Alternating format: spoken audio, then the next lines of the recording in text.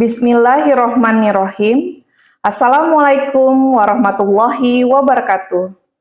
Selamat pagi, salam sehat, salam sejahtera untuk kita semua. Perkenalkan, saya Rizky Amalia, SSTMKes, salah satu dosen Fakultas Kebidanan dan Keperawatan Universitas Kadar Bangsa Palembang pada program studi D3 Kebidanan. Spesifikasi mengajar saya pada program studi D3 Kebidanan adalah mata kuliah asuhan kebidanan komunitas, mata kuliah asuhan kebidanan kehamilan, mata kuliah pengantar asuhan kebidanan hamil, bersalin, nifas, dan bayi baru lahir, serta mata kuliah konsep kebidanan. Perkenankan saya untuk menjelaskan mata kuliah yang saya ampu, yaitu mata kuliah asuhan kebidanan komunitas. Video ini dibuat dengan tujuan untuk memenuhi salah satu persyaratan sertifikasi dosen tahun 2023, yaitu pernyataan diri dosen dalam unjuk kerja Tridharma Perguruan Tinggi atau yang disingkat dengan PDD UKT-PT pada bidang pengajaran. Baiklah, saya akan memulai untuk menjelaskan deskripsi dan informasi umum dari mata kuliah asuhan kebidanan komunitas, di mana saya menetapkan sistem pembelajaran yang mengacu pada DIA atau Delivery, Interaction, and Assessment. Delivery merupakan suatu proses pembelajaran tentang bagaimana saya menyampaikan materi, sehingga bisa diterima dengan baik oleh mahasiswa. Materi yang saya sajikan mengacu pada capaian pembelajaran lulusan yang menurun ke capaian pembelajaran mata kuliah, kemudian sub capaian pembelajaran mata kuliah. Mata kuliah asuhan kebidanan komunitas merupakan mata kuliah wajib pada program studi D3 Kebidanan semester 4 yang memiliki bobot SKS sebanyak 4 SKS yang terdiri dari 2 SKS teori dan 2 SKS praktikum dalam satu semester ke depan. Tim teaching pada mata kuliah ini sebanyak 2 orang, dan bahasa pengantar pada mata kuliah ini menggunakan bahasa Indonesia. Tujuan mata kuliah ini untuk menambah pengetahuan tentang mengemukakan konsep-konsep kebidanan, komunitas, dan SDGs, menggerakkan dan meningkatkan peran serta masyarakat dalam menunjang kesehatan ibu dan anak di komunitas, konsep dasar peran serta masyarakat, pendekatan edukatif dalam penggerakan peran serta masyarakat, upaya promotif dan preventif tentang tugas dan tanggung jawab bidan di pelayanan masyarakat, aspek perlindungan hukum bagi bidan di komunitas, melaksanakan manajerial asuhan kebidanan komunitas, baik di rumah, posyandu, dan kegawat daruratan kebidanan komunitas, asuhan pelayanan kebidanan bayi dan balita di komunitas, pelayanan keluarga berencana, mengelola program pemerintah yang berkaitan dengan KIA-KB di wilayah kerja melalui pelaksanaan dan pelaporan PWS KIA, melaksanakan strategi pelayanan kebidanan komunitas dengan pendekatan analisis sosial dan analisis situasi, melakukan kegiatan praktek belajar komunitas, masyarakat desa dalam berbagai situasi, dan pendokumentasian asuhan kebidanan.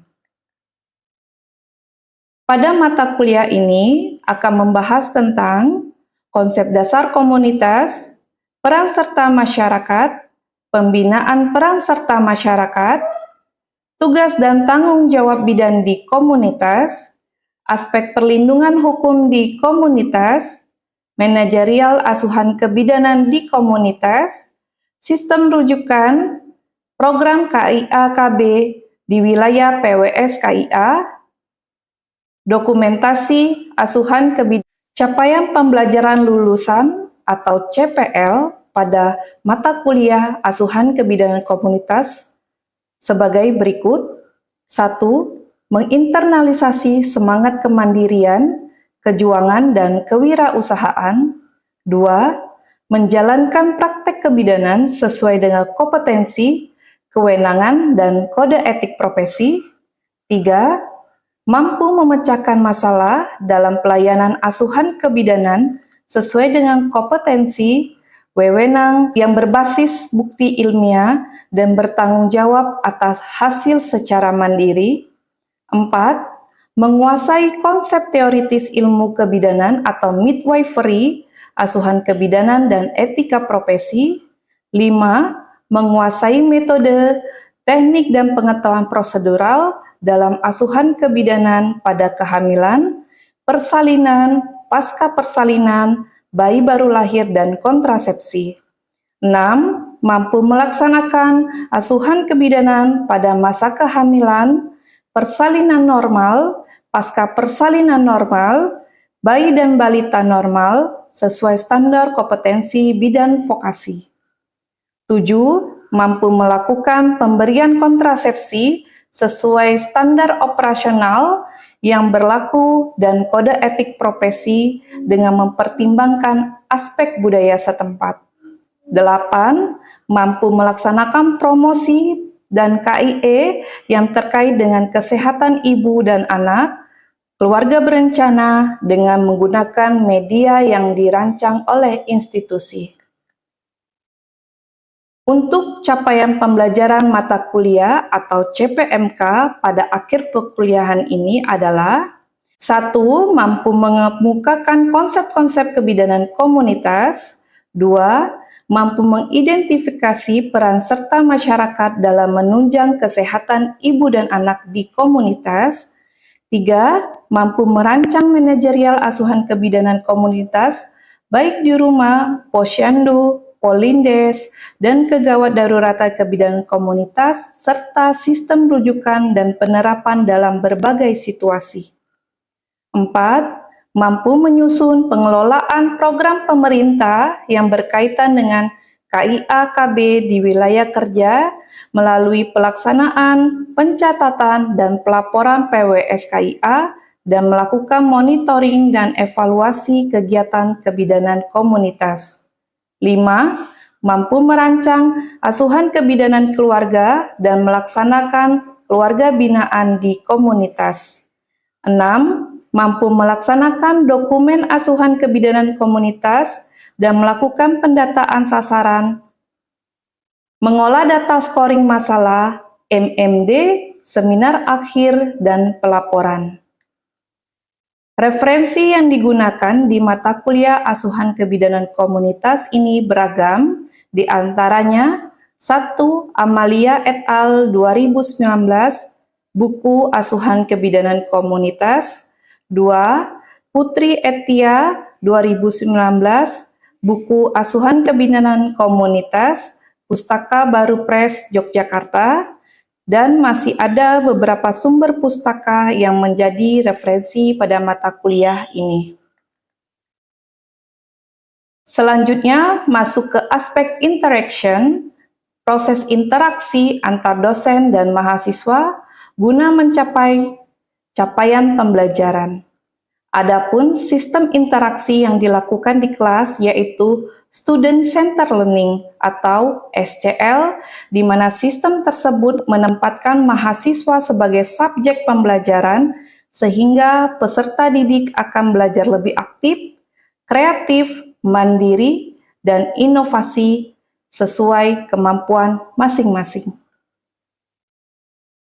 Sistem pembelajaran mata kuliah asuhan kebidanan komunitas dilakukan secara sinkronus dan asinkronus dengan menggunakan metode pembelajaran aktif yang mengutamakan peran dan keaktifan mahasiswa dalam proses pembelajaran, yaitu pembelajaran kolaboratif, diskusi kelompok, dan penugasan berupa studi kasus. Adapun sistem yang saya gunakan yaitu sistem AIS, Sistem Informasi Akademik di Universitas Kadar Bangsa. Selanjutnya, aspek asesmen merupakan proses penilaian kepada mahasiswa untuk mengukur secara objektif dalam menerima materi pembelajaran. Pembelajaran mata kuliah asuhan kebidanan komunitas ini dilakukan lama pembelajaran sebanyak 16 pekan, di mana 7 pekan sebelum UTS, 1 pekan pelaksanaan UTS, lalu 7 pekan berikutnya sebelum UAS, dan 1 pekan pelaksanaan UAS. Metode pembelajaran pada mata kuliah ini digunakan bergantung pada bahan kajian atau materi pembelajaran yang akan disampaikan. Misalnya, seperti menggunakan hybrid learning system atau blended learning, diskusi kelompok, dan penyelesaian studi kasus. Bentuk perkuliahan secara sinkronus dilakukan secara tatap muka di dalam kelas, mampu menggunakan tools web conference seperti Zoom dan Google Meet, sedangkan pelaksanaan asinkronus dilakukan melalui WhatsApp Group atau forum diskusi di Academic Information System. Evaluasi pembelajaran mata kuliah asuhan kebidanan komunitas didapatkan dari kuis interaktif, penugasan, diskusi kelompok, UTS, dan UAS. Kuis interaktif dilakukan sebanyak 4 kali, dan penugasan struktur baik secara mandiri maupun kelompok dilakukan sebanyak 5 kali.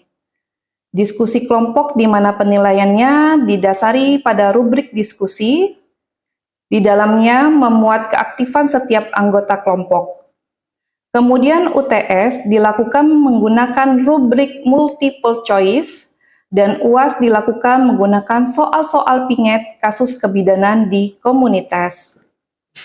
Bobot penilaian pada mata kuliah asuhan kebidanan komunitas terdiri dari 10% kehadiran, 20% penugasan, 30% UTS, dan 40% UAS, dengan total pembobotan hasil evaluasi pembelajaran adalah 100%.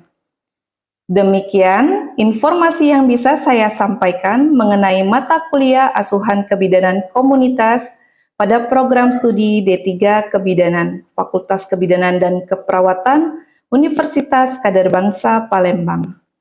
Berikut cuplikan dari proses pembelajaran yang saya lakukan secara sinkronus tatap muka di dalam kelas. Pada materi pembelajaran, saya lakukan pada pertemuan 9 dengan materi manajerial asuhan kebidanan pada masa nifas dan bayi baru lahir. Selamat menyaksikan. Assalamualaikum warahmatullahi wabarakatuh. Waalaikumsalam warahmatullahi wabarakatuh. Baik, selamat pagi, salam sehat, salam sejahtera buat kita semua ya. Kita masuk di pertemuan setelah UTS berarti ke pertemuan ke-9 ya. Baik, tetapi sebelum kita memulai pertemuan ini atau mata kuliah pada pagi hari ini, marilah sebaiknya kita berdoa menurut agama dan kepercayaan kita masing-masing. Doa dipimpin oleh ketua tingkat. Kami silakan untuk ketua tingkat memimpin doa. Baik teman-teman, sebelum memulai mata kuliah kita pada pagi hari ini, ada baiknya kita berdoa sesuai kepercayaan dan agama masing-masing. Berdoa dimulai. Berdoa selesai. Baik, terima kasih kepada Inaya sudah memimpin doa kita pada pagi hari ini. Semuanya sudah absensi? Sudah ya, silakan absensi di akunnya masing-masing ya. Dan materi pada hari ini juga sudah Ibu upload ya. Silakan di-download di AIS-nya ya, AIS student-nya. Oke, kemarin kan kita sudah UTS ya. Kemarin udah UTS, gimana nih hasilnya? Udah dapet kan? Nah, udah. Gimana? Ada yang kurang puas nggak dengan hasil UTS-nya? Alhamdulillah. Pagi hari ini tentunya kita akan membahas tentang manajerial. Ini lanjutan yang pertemuan ke-8 ya. Kalau kita kemarin membahas tentang manajerial, baik itu di rumah, polindes maupun puskesmas ya, pada ibu hamil dan bersalin. Sekarang kita akan membahas tentang manajerial pada masa nifas dan bayi baru lahir, balita dan anak prasekolah ya. Masih ingat nggak nih tentang manajerial asuhan pada ibu hamil? Ibu pilih aja ya. Masih ingat nggak yang flashback dulu kita? Inaya, ayo coba Inaya jawab dulu nih. Apa nih standar asuhan kebidanan? Ada berapa kunjungan? Coba ada berapa kunjungan antenatal care? Bu, jadi untuk kunjungannya ini ada 4 kali. Oke, ya terima kasih ya sudah menjawab. Oke, pada lazimnya itu kunjungan ANC itu memang 4 kali, tapi peraturan Kemenkes yang terbaru itu sudah 6 kali ya mungkin. Tapi udah bagus kok kemarin yang menjawab ada yang 6 kali dan 4 kali ya. Oke. Nah, kemudian pada mata kuliah kita pada hari ini tentunya banyak sekali tujuan dari pembelajaran ini, yaitu yang salah satunya adalah tentang manajemen pada masa nifas ya. Kemudian standar asuhan pada masa nifas, ada berapa sih kunjungan masa nifas itu ya. Kemudian kelas ibu nifas. Nah, kalau di mata kuliah nifas kemarin udah nyampe belum nih belajar tentang pentingnya mengkonsumsi vitamin A? Udah pernah kan? Udah kan? Udah ya. Sama siapa? Ibu Erma ya. Nah, di sini di komunitas kita akan membahasnya kembali ya. Karena apa sih? Karena kita ambil dari aspek bagaimana sih kita memberikan konseling, informasi dan edukasi yang tepat sasaran ya. Tentunya kalau di masa nifas itu kan kunjungannya ada berapa sih? 4 kali ya. Nah, 4 kali kunjungan masa nifas. Nah, salah satunya apa nih? Mengkonsumsi vitamin A ya, sebagai pelayanan kesehatan, memberikan pelayanan kesehatan khususnya kita sebagai bidan ya di Vaskes itu memberikan penyuluhan yang bersifat memberikan konseling, informasi dan edukasi ya. Nah, itu. Kemudian juga ada yang pada asuhan bayi dan baru lahir ya.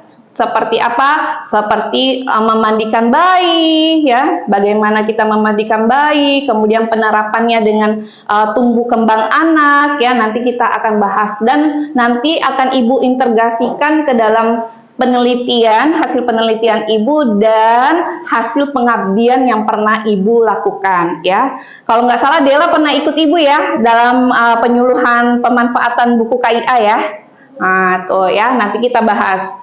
Oke, baik. Jadi manfaatnya apa sih dalam perkuliahan ini? Tentunya nanti kalian akan menambah pengetahuan kalian ya tentang bagaimana sih manajerial pada ibu masa nifas dan penanganan deteksi dini pada ibu masa nifas, atau juga manajerial dari bayi baru lahir dan bagaimana sih penanganan deteksi dini keterlambatan, seperti contoh ya nanti Ibu kasih keterlambatan bicara pada anak ya. Nah, ini kita masuk ke materi pembelajaran kita hari ini, yaitu asuhan kebidanan ibu nifas di komunitas. Oke, secara garis besar nih wawasan kalian kan udah sampai nih di mata kuliah nifas ya. Ada yang tahu nggak sih apa sih asuhan kebidanan di masa nifas pada komunitas itu? Ayo, siapa yang mau menjawab? Ayo. Ya, silakan Dewi. Asuhan kebidanan ibu nifas di komunitas ini merupakan pemberian asuhan secara menyeluruh, tidak hanya kepada ibu nifas, akan tetapi melibatkan seluruh keluarga dan anggota masyarakat di sekitar ibu nifas. Kelanjutan asuhan dari rumah sakit atau pelayanan kesehatan lainnya pada ibu dan bayi sampai 42 hari setelah persalinan dan penyuluhan ASI eksklusif, Bu. Oke, terima kasih Dewi ya, bagus sekali jawabannya. Oke, berarti kan Dewi dan mungkin yang lainnya juga sudah membaca materi yang sudah Ibu upload di akun AIS-nya ya. Baik, Ibu terangkan lagi, mengapa sih pentingnya asuhan kebidanan di masa nifas khususnya di komunitas ya. Komunitas tuh secara garis besar kan luas ya. tapi lingkupnya tuh masih dalam keluarga ya, kelompok masyarakat ya. Baik itu tentunya dalam hal peningkatan kesehatan ibu dan anak. Nah, kita lihat lagi asuhan kebidanan nifas di komunitas itu, kata Dewi tadi, merupakan pemberian asuhan yang menyeluruh ya. Tidak hanya kepada ibu nifas saja, tetapi seluruh keluarga, baik itu anggota masyarakat di sekitar ibu nifas. Jadi siapa aja nih seluruh keluarga di sini ya, terutama yang berperan aktif di sini mungkin pada masa nifas itu adalah suaminya ya, atau dia sudah mempunyai anak yang bisa membantu keluarganya, ibunya ya. Nah itu. Kemudian kelanjutan dari asuhan ini adalah tentunya memberikan kesehatan, atau kita memberikan juga pemeriksaan fisik pada bayinya ya, itu masuk dalam kunjungan masa nifas kita ya. Yang dilihat itu apa sih? Apa yang bisa kita lakukan pada masa nifas ibu pertama? Tentunya adalah salah satu contohnya itu penyuluhan tentang ASI eksklusif. Kemudian KF1, kunjungan masa nifas pertama ya, yang dilanjutkan di Vayankes, fasilitas kesehatan ya. Kemudian kunjungan yang kedua, ketiga, dan keempat itu dilakukan dengan metode kunjungan ke rumah. Jadi yang ke rumah itu siapa sih? Bidan. Oke. Bidan ya, bukannya ibu nifasnya yang ke kita. Karena dia lagi 40 hari ini masa nifas ya, kan dia nggak boleh ya untuk keluar rumah dulu, jangan ya, karena dia masih masa pemulihan ya. Jadi yang kunjungan ke rumah itu adalah bidan, atau kita melakukan pemantauan dengan media online. Seperti apa coba contohnya? Ada nggak yang bisa memberikan contoh? Misal kita mau memantau kesehatan ibu nifas itu dari media online. Apa? Ya WhatsApp ya. WhatsApp aja ibunya, nggak usah pusing-pusing ya. Bu, gimana nih? Air susunya udah keluar belum? Anaknya mau nggak ini apa namanya ASI gitu ya, dikasih ASI. Ada juga pertanyaan gitu ya. Terus jawabnya, belum Bu Bidan, belum mau keluar, harus dipompa dulu. Nah, apa sih? Misalnya ada nih kasus seperti itu ya. Gimana sih kita secara seorang bidan itu memberikan perhatian kita kepada ibunya? Ayo, siapa yang mau bisa menjawab? Ya. Menjawab, menyarankan untuk memijat ASI.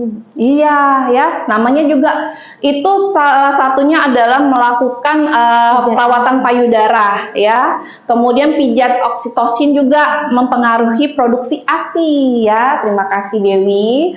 Kemudian kita singgung lagi nih dari media di kunjungan kita di masa nifas itu kita memberikan apa? Konseling. Nah, tadi kan ada kunjungan masa nifas ya. Nah, kita kaitkan dengan perawatan bayinya karena sekalian kita melakukan kunjungan untuk masa nifas, periksa ibunya. Yang kita periksa itu kan mulai dari head to toe ya, dari ujung kepala sampai ujung kaki, melihat perdarahan ibunya udah berapa ini sih ya, kita cek. Nah, kemudian kita juga melakukan perawatan bayi di rumah. Kita melihat cara menyusuinya. Kemudian tentunya setelah kita melakukan kunjungan, kita informasikan kepada ibu gitu ya. Nah, kita kaitkan dengan tumbuh kembang anak. Tentunya ada beberapa perkembangan yang dialami oleh anak kita. Ini salah satu contoh hasil penelitian yang telah ibu dapatkan ya, ibu lakukan bersama tim ya, yaitu salah satunya mengenai nih, ini tentang speak delay ya. Speak delay itu apa sih kalau bahasa Indonesianya yang kalian ketahui? Speak, iya, dia terlambat bicara ya. Nah, ini speak delay ini apa sih? Tentang apa sih? Ya tadi ya, keterlambatan bicara. Jadi kenapa harus pernah nggak sih kalian punya adik atau nih ada tetangga anak kecil? Ketika kita ngajak ngomong, dia nggak respon. Terus dia juga kalau misalnya dia kepengen sesuatu, dia cuman nunjuk aja gitu. Nggak mau ngomong, mau apa, misalnya mau es krim, mau ini. Nah, kira-kira nih ya, menurut kalian, kenapa sih anak usia sekitar 2-5 tahun itu bisa mengalami namanya speak delay. Tahu nggak sebab faktor utamanya apa? Main gadget ya, karena main gadget itu jadi dia males ngomong sama orang. Jadi intensivitas penggunaan gadgetnya itu tinggi ya. Untuk ngerespon panggilan orang tuanya aja nggak mau dia ya. Mungkin kalian bisa memperhatikan di sekitar kalian. Oke. Dari ini ada yang mau bertanya nggak? Silakan. Siapa yang mau bertanya? Maaf Bu, Ya, silakan Dela. izin bertanya Bu, selain perkembangan otak pada balita di usia 0-3 tahun, perkembangan apa lagi yang dialami oleh balita pada usia tersebut? Oke, terima kasih Dela sudah bertanya. Nah, ini yang seperti Ibu jelaskan tadi ya. Perkembangan itu kan ada namanya perkembangan otak, perkembangan bahasa ya. Nah, salah satunya itu selain perkembangan otak itu adalah perkembangan bahasa. Jadi pada anak usia 0-5 tahun itu perkembangan bahasanya itu menjadi pusat perhatian kita juga. Seperti artikulasinya, A, I, U, E, O-nya. Ada ketika perkembangan bahasa itu tidak berkembang, makanya akan terjadi yang namanya speak delay ya. Jadi ada keterlambatan, bukan nggak bisa bicara ya, ada keterlambatan. Jadi misalnya dia harusnya kan jika memasuki usia 1 tahun itu orang tua itu harus mengetahui kosakata anaknya itu sebesar 10%. Gimana Dela? Sudah cukup jelas? Maaf Bu, sudah jelas. Oke, baik.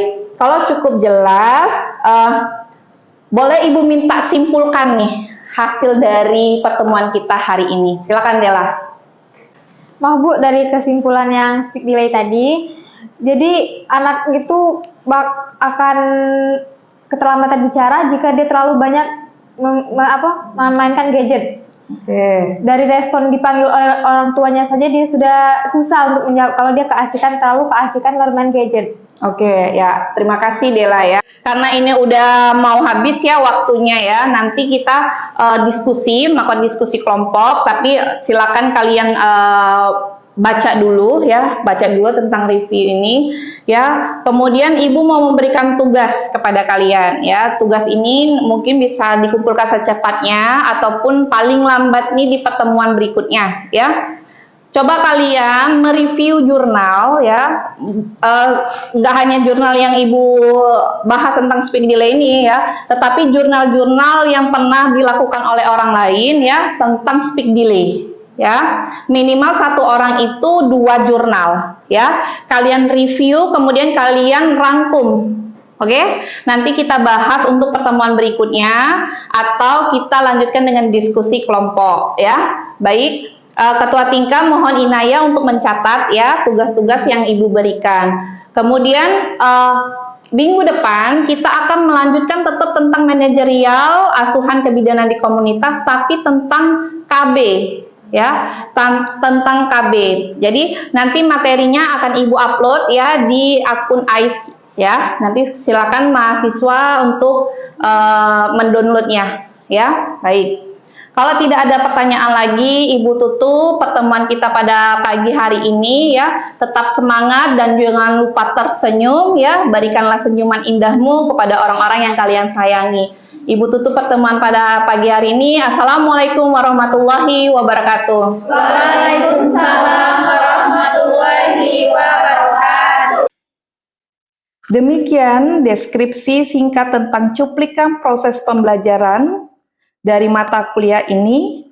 Semoga dapat memberikan gambaran kinerja pengajaran yang saya lakukan, khususnya pada mata kuliah asuhan kebidanan komunitas pada program studi D3 Kebidanan, Fakultas Kebidanan dan Keperawatan Universitas Kader Bangsa. Saya mengucapkan terima kasih kepada semua tim dosen, tim panitia dosen Smart tahun 2023. Tidak lupa juga mengucapkan terima kasih kepada Universitas Kader Bangsa, teman sejawat, dan rekan mahasiswa. Demikian yang dapat saya sampaikan. Atas semua kekurangan pada diri saya mohon maaf yang sebesar-besarnya. Dan saya ucapkan terima kasih. Wabillahi taufik wal hidayah. Wassalamualaikum warahmatullahi wabarakatuh.